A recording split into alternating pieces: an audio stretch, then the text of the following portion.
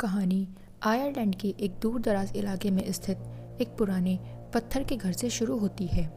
यह घर आधुनिक सुख सुविधाओं से दूर है और इसकी मरम्मत का काम चल रहा है। दानी, जो स्वभाव से निडर और उत्साही है, उस घर में अकेली है। दानी घर की दीवारों को पेंट कर रही है और पुराने सामान को व्यवस्थित कर रही है। घर के चारों ओर घना अंधेरा है और निकटतम पड़ोसी भी मीलों दूर हैं। घर की बनावट ऐसी है कि हर कदम पर फर्श की आवाज़ गूंजती है, जो एक अजीब सी बेचैनी पैदा करती है। दानी किसी से फ़ोन पर बात करती है। वह उसका पति टेड है। टेड एक मनोचिकित्सक है जो शहर के एक मानसिक अस्पताल में नाइट शिफ्ट पर काम कर रहा है। फ़ोन पर बात करने के बाद दानी घर से बाहर अपनी गाड़ी से कुछ सामान लेने आती है। तभी उसे लगता है कि उसके अलावा भी वहाँ कोई और है। वो टॉर्च से देखती है, लेकिन वहाँ कोई नहीं दिखता। दानी घर के अंदर जाती है और उसे वहाँ किसी के चलने की आवाज़ आती रहती है। उसे लगता है दरवाजे के बाहर कोई है। वह दरवाजे के पास जाती है और छोटी सी सुराख से देखती है। बाहर एक आदमी खड़ा है जिसकी एक आंख कांच की है और उसका चेहरा काफ़ी डरावना है। यह ओलान है। ओलान का व्यवहार बहुत ही अजीब और डरा हुआ है। वह दानी से कहता है, मैंने किसी को तुम्हारे घर के अंदर जाते देखा है। जब तुम अपनी कार से कुछ निकाल रही थी, तब कोई पीछे के रास्ते से अंदर घुस गया। दानी दुविधा में पड़ जाती है कि वह इस डरावने दिखने वाले अजनबी पर भरोसा करे या उस घर के अंदर छिपे किसी अदृश्य खतरे पर।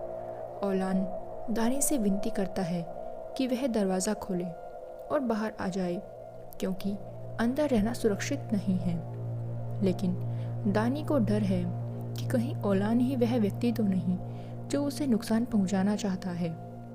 दानी अंदर से दरवाज़ा बंद रखती है और टेड को फ़ोन करने की कोशिश करती है, लेकिन नेटवर्क की समस्या और डर के कारण वह सही निर्णय नहीं ले पाती। वह टॉर्च की रोशनी से अंधेरे कोनों को देखती है, अलमारियों के पीछे झांकती है, लेकिन उसे कोई नहीं मिलता। ओलान बाहर से चिल्लाता रहता है कि वह उसे बचाने की कोशिश कर रहा है और दरवाज़ा खोलने के लिए कहता है। अंततः दानी एक बड़ी गलती कर देती है। वह दरवाजे के पास जाती है और तभी फिल्म में अचानक एक कट आता है और सीन बदल जाता है।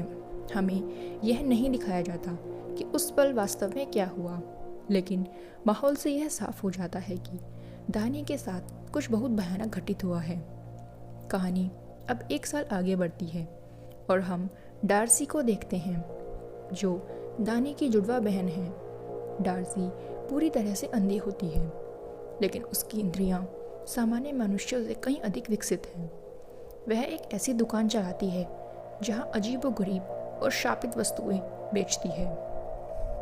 उसका मानना है कि हर पुरानी वस्तु में उसके पिछले मालिक की आत्मा या यादें बसी होती हैं। जब वह किसी वस्तु को छूती है तो उसे विजन्स आते हैं। डार्सी अभी भी अपनी बहन की मौत के सदमे में है। तभी उससे मिलने टेड आता है। डार्सी उस वक्त एक बैल हाथ में लिए बैठी होती है और वह टेड को बताती है कि यह एक हॉरर बैल है। इससे एक बैल बॉय की आत्मा जुड़ी है जो इस बैल को बजाता है। वह बैल बॉय आकर उसे मार देता है। टेड इस बात पर यकीन नहीं करता और वह डार्सी को बताता है कि ओलान की कल रात मौत हो गई है। डार्सी को यकीन है कि ओलान उसकी बहन का असली कातिल नहीं था। तभी टेड उसे ओलान की कांच वाली आंख देता है, जिसे डार्सी ने मंगवाया होता है, जिससे वह सच का पता लगा सके। टेड अब दानी की मौत के गम से उभर चुका है और वह दानी की एनिवर्सरी पर डार्सी को घर आने के लिए इनवाइट करता है। दानी की हत्या के बाद टेड ने उस पुराने पत्थर के घर को नहीं छोड़ा। टेड अब वहाँ अपनी नई पत्नी याना के साथ रह रहा है। याना, जो टेड से काफ़ी छोटी है, उस घर के एकांत और वहाँ की अजीब खामोशी से हमेशा परेशान रहती है। उसे महसूस होता है कि घर के कोने कोने में अभी भी दानी की मौजूदगी बची हुई है। उसे लगता है घर में अभी भी ऐसी चीज़ें हैं जो दानी की याद दिलाती हैं। याना अक्सर टेड से कहती है कि उसे यहाँ डर लगता है, खासकर तब जब टेड रात की ड्यूटी के लिए अस्पताल चला जाता है। टेड एक डॉक्टर होने के नाते इन सब बातों को मानसिक भ्रम मानकर टाल देता है। टेड दानी की मौत के बारे में बात करना पसंद नहीं करता और ऐसा व्यवहार करता है जैसे वह पूरी तरह से आगे बढ़ चुका है। एक सुबह याना को घर में एक लकड़ी का संदूक दिखता है। टेड बताता है कि ये दानी की बहन डार्सी ने भेजा है। वह उसे खोलकर देखते हैं तो उसमें लकड़ी की एक डरावनी मूर्ति होती है। याना बाहर देखती है तो वहाँ डार्सी खड़ी होती है। टेड उसे अंदर लेकर आता है। टेड और याना को डार्सी का ऐसे अचानक आ जाना समझ नहीं आता। टेड कहता है कि वो तो अभी हॉस्पिटल के लिए निकल रहा है और याना किसी काम से शहर की तरफ जा रही है और इसीलिए घर पर कोई नहीं रहेगा। ये बात सुनकर डार्सी कहती है कि वह आज रात यहीं रुकना चाहती है। याना टेड को मना करने को कहती है, लेकिन टेड उसे मना नहीं कर पाता क्योंकि वह उसकी पत्नी की बहन है। टेड के जाने के बाद याना भी अपना सामान लेके नीचे आ जाती है, लेकिन उसे गाड़ी की चाबी नहीं मिल रही होती है। वह सब जगह देखती है लेकिन उसे चाबियां कहीं नहीं मिलती, इसलिए उसे डार्सी के साथ घर पर ही रुकना पड़ता है। डार्सी उस संदूक से वह डरावनी लकड़ी की मूर्ति निकालती है और डाइनिंग टेबल पर रख देती है। इसका चेहरा भयानक तरीके से खुला हुआ है, जैसे वह चीख रही हो। डार्सी कहती है कि यह दानी की एनिवर्सरी पर एक उपहार है। याना पूरी तरह से दहशत में आ जाती है। उसे लगता है कि वह मूर्ति उसे देख रही है। याना और डार्सी एक साथ रात का खाना खाते हैं, जबकि वह डरावनी मूर्ति उनके बीच तीसरी सदस्य की तरह बैठी रहती है। डार्सी का अंधापन उसे और भी रहस्यमयी बनाता है। डार्सी का व्यवहार याना को अजीब लगता है। डार्सी याना को बताती है कि ओलान, जिसने दानी को चेतावनी दी थी, निर्दोष था। डार्सी का मानना है कि दानी का असली कातिल कोई और है। जैसे जैसे रात बीतती है, डार्सी अपनी शक्तियों का उपयोग करती है। वह टेड के घर में रखी वस्तुओं को छूकर पिछली घटनाओं को देखती है। यह मूर्ति कोई साधारण लकड़ी का टुकड़ा नहीं, बल्कि एक गोलेम की तरह काम करती है, जो बदला लेने के लिए बनी है। थोड़ी देर बाद याना टेड को फ़ोन पर सब बताते हैं। टेड उसे अपने कमरे में जाके सोने की सलाह देता है। याना उस लकड़ी की मूर्ति में कुछ छेद देखती है और उसे पता लगता है कि डार्सी ने उनमें दानी से जुड़ी हुई कुछ चीज़ें रखी हैं, जिससे यह मूर्ति दानी की रूह से जुड़ गई है। तभी डार्सी याना पर चिल्लाती है और याना घबराकर अपने कमरे में चली जाती है। याना अपने कमरे में सो नहीं पा रही है। उसे बेचैनी लगती है और अपने आसपास डरावने साए दिखने लगते हैं। वह भागती हुई नीचे आती है और चिल्लाती है, लेकिन डार्सी शांत रहती है। याना को लगता है उस संदूक में कुछ है। वह जाकर संदूक खोलकर देखती है। उसे अपनी चाबियां वहीं मिलती हैं और वह गाड़ी में वहां से भाग जाती है। अब डार्सी घर में अकेले होती है। उसे विजन्स आते हैं और उसे वह डरावनी रात दिखाई देने लगती है। वह देखती है कि दानी ने घर का दरवाज़ा नहीं खोला था और ओलान वहाँ से चला जाता है।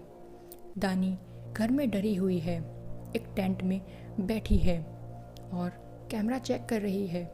तभी उसे कैमरे में कोई दिखता है जो उसके घर में घुस आया है।